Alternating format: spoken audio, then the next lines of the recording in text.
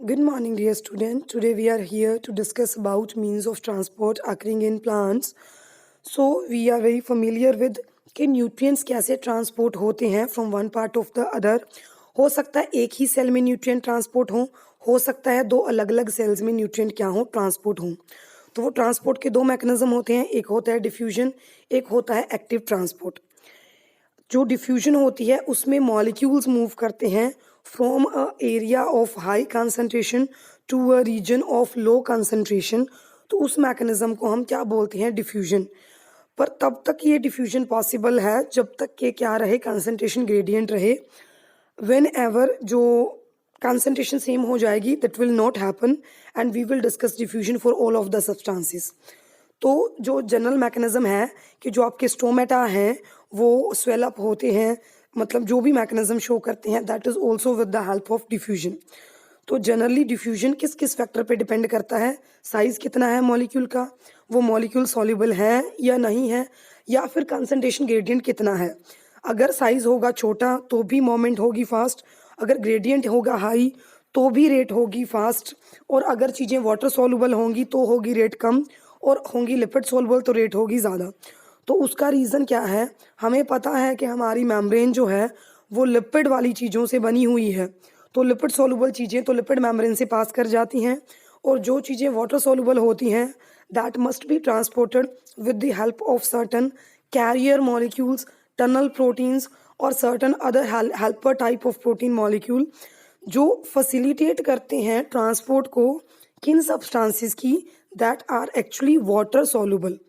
तो इन transport molecule का जो मैकेनिज्म है, जो हेल्प है, वो ये है कि वो वाटर सॉल्युबल सब्सटेंसेस को भी पास कर देते हैं from one side to other.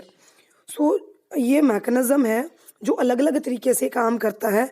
कई जगह पे ट्रांसपोर्टर्स काम करते हैं, कई जगह के ट्रांसपोर्टर्स मतलब पंप्स काम करते हैं. तो मैकेनिज्म हमारा क्या है कि अगर against the concentration gradient movement हो रही है तो दैट विल बी एक्टिव. अगर मतलब along the concentration gradient movement हो रही है तो वहाँ पे क्या होंगे, पोरेंस होंगे, that may act as a channel to transport the water soluble minerals from one part of the और one side of the membrane to other. ये सारा जो मैकेनिज्म है वो आज मैं थोड़ा सा आपको ब्रीफ व्यू ही दे रही हूँ, क्योंकि हमने ये टॉपिक मेम्ब्रेन ट्रांसपोर्ट में ऑलरेडी कर रखा है इन यूनिट 3. ठीक है, तो ये एक सिंपल डायग्राम है जो रिप्रेजेंट करता है कि आपकी जो मेम्ब्रेन है उसमें जो मॉलिक्यूल्स हैं अगर वो ट्रांसपोर्टर के थ्रू पास हो रहे हैं तो वो 3 मैकेनिज्म से जाते हैं. अगर 2 मॉलिक्यूल एक साइड जा रहे हैं तो सिम्पोर्ट, अगर अपोजिट डायरेक्शन में जा रहे हैं बेटे तो एंटीपोर्ट, अगर एक ही मॉलिक्यूल मूव कर रहा है तो दैट विल बी यूनिपोर्ट. और उसी बेसिस पे ट्रांसपोर्टर्स के नाम है. ठीक, नेक्स्ट अगर आपका मॉलिक्यूल किसी चीज़ की ट्रांसपोर्ट कर रहा है with the absorption of energy against the concentration gradient with ATP, तो उसे क्या बोलते हैं बेटे, आपकी एक्टिव ट्रांसपोर्ट, क्योंकि वो चीज़ों को ट्रांसपोर्ट करती है from low concentration to high. So इस प्रोसेस में होता क्या है, लो कंसंट्रेशन से हाई तो ट्रांसपोर्ट होती है, पर विद एवरी स्टेप हमें किसकी ज़रूरत होती है, एनर्जी की. That is in the form of our energy currency, that is ATP. Okay, so transport can be diffusion जो लिपिड सॉल्युबल सब्सटेंसेस की होती है along the concentration gradient. Second क्या होती है बेटे, फैसिलिटेटेड ट्रांसपोर्ट जो with the help of proteins होती है. और लास्ट क्या है, एक्टिव ट्रांसपोर्ट जो अगेंस्ट द कंसंट्रेशन ग्रेडियंट होती है. सो नेक्स्ट जो टॉपिक है that is about the imbibition and water potential. हमें पता है कि हम पानी देते हैं किसको, हमारे सॉइल के पार्टिकल को. तो जो आपका everything that has capacity to absorb the water molecule, so जो कैपेसिटी है to absorb the water molecule वो क्या करती है बेटे, इंक्रीज कर देती है साइज. सो इम्बाइबेशन का मतलब है इनटेक करना लिक्विड का. सो उस लिक्विड के इनटेक के लिए नेसेसरी क्या है कि आपका सॉलिड उस चीज़ के लिए अफिनिटी शो करे और एक वाटर ग्रेडियंट हो. अगर ऑलरेडी पानी ज़्यादा है सॉलिड में तो वो एब्जॉर्ब नहीं करेगा. ठीक है, तो उसमें पानी नहीं होना चाहिए तो definitely it will absorb the water. तो इसको हम स्टडी करते हैं वाटर पोटेंशियल की फॉर्म में, जो 2 फॉर्म में होता है, सॉल्यूट पोटेंशियल और द मेम्ब्रेन पोटेंशियल. ठीक, तो इन्हीं फैक्टर्स के ऊपर डिपेंड करता है आपकी द मैकेनिज्म ऑफ कंट्रोल. तो ये दिखा रहा है कि आपके नंबर ऑफ मॉलिक्यूल्स हैं that are drifting their position with every changing moment that are not static. कभी भी कोई मैटर जो होता है वो स्टैटिक नहीं होता। Every molecule has kinetic energy, जिसकी वजह से मॉलिक्यूल मूव करते हैं। तो उस टाइम पे जो कैपेसिटी होती है that is said to be the water potential. Now we take a water tumbler that is containing water, और उसमें हमने क्या ऐड कर दिया, सॉल्यूट। डेफिनेटली वाटर क्या करेगा, एब्जॉर्ब करेगा सॉल्यूट को, और जो वाटर की कंसंट्रेशन है वो कम हो जाती है बेटे, और सॉल्यूट की कंसंट्रेशन राइज कर जाती है। जैसे जैसे वाटर की कंसंट्रेशन रिड्यूस हो जाती है वैसे वैसे वाटर पोटेंशियल भी क्या हो जाता है, कम। पोटेंशियल का मतलब एक चीज़ है उसमें आपका कंट्रीब्यूशन कितना है।